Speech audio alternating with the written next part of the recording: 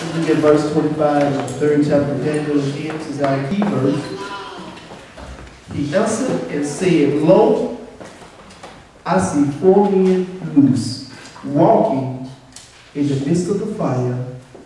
They have no hurt, and the form of the fourth is like the Son of God. And my text today is, you are not alone.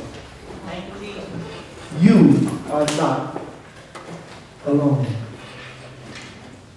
And those words can be some very comforting words to know when we know we're not alone. I know in many instances, in many situations that we may find ourselves in, it seems, when no one knows what we're going through, it seems like no one around us may understand how we're feeling.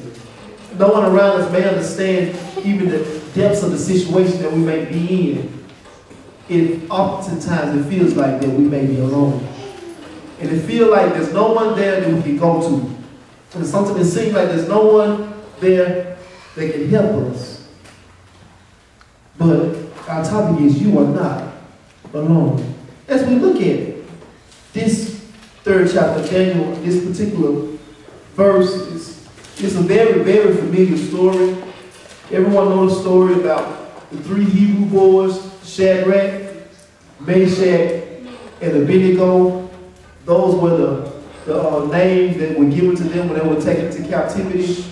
I believe the Hebrew names were Ananias, Sarias, and I can't remember the third name. Anyway, these were not the original names. These were the names that were given them by the king when they were taken into captivity. Now we know this story. Amen. How when the king Nebuchadnezzar built the image, he built the golden image, and this was an image that he told all the people that when you hear the music playing, when the music plays, all the instruments begin to play and the music begins to play, I want all of y'all to bow down and worship this image that I've set before you. Because see what Nebuchadnezzar was doing, he wanted everyone to put their God aside to worship the image that he set up above all gods, other gods that may have existed or that may have been worshipped in this particular time. And he said, anyone who refuses to bow down to this image, I will throw them into the fiery furnace.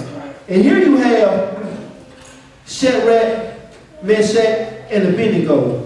These 3 Hebrew boys who were taken into captivity when Israel was taken into the Babylonian captivity, how God had blessed them along with Daniel. How, because they were so upright and the anointing of God was upon them, that God had elevated them within His kingdom. How they were elevated to high positions that in political power.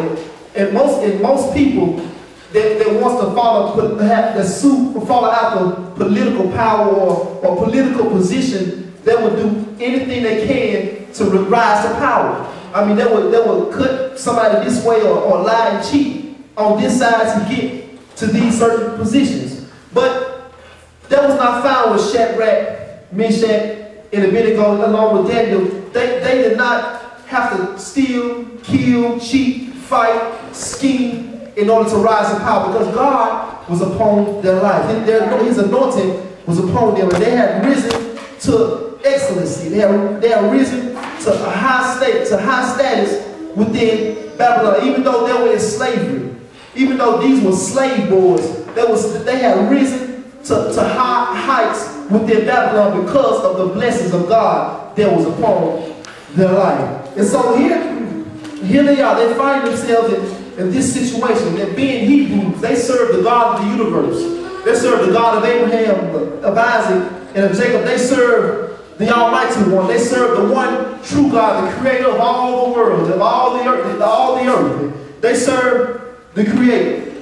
And so if God is a jealous God, He said we should not put any gods before Him. So they knew the commandments. They kept the 10 commandments, and they kept the law of Moses.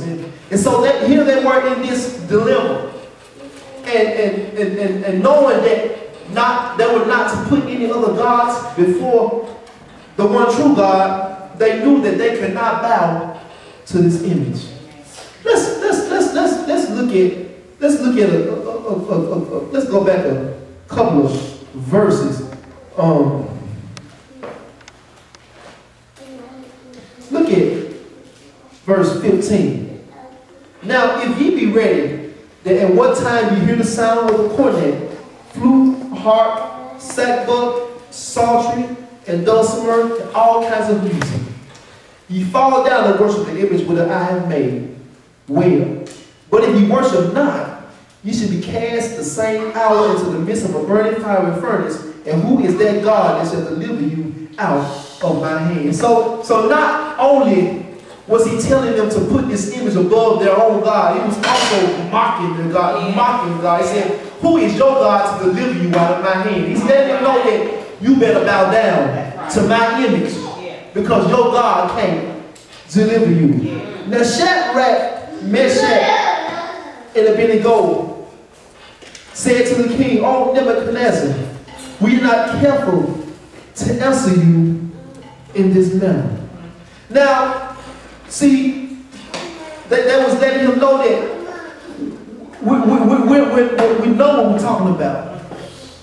We're not just being careless and answering you in this way. Because I'm sure there were people that were around that were looking at them and wondering, y'all, something must be wrong with y'all, because y'all lose y'all position. Y'all have got to this high position, and now you're going to give up everything that you have because you want to serve your God. See, and Nebuchadnezzar imposed him because he liked these boys, and they found favor with him, and he didn't understand. He said, well, maybe they didn't hear me right. Maybe they didn't understand. Maybe they didn't understand the instructions. That's why in verse 15 he went over the instructions with them one more time.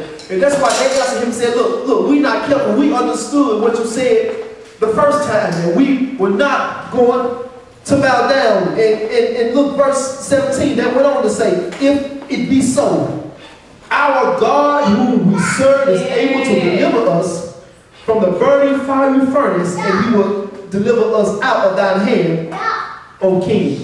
But if not, be it known to thee, O king, that we will not serve thy gods, nor worship the golden image which thou hast set up. And that was letting King Nebuchadnezzar know that, letting them know that their loyalty was to God Almighty, even unto death. That they would even follow God even unto the grave, and said, we know that God is able to deliver us from this fiery furnace. Even if he does not, we still will not serve your God, because our God is able. He's the one true God. He's above any God that you can throw at me. I serve the one true God.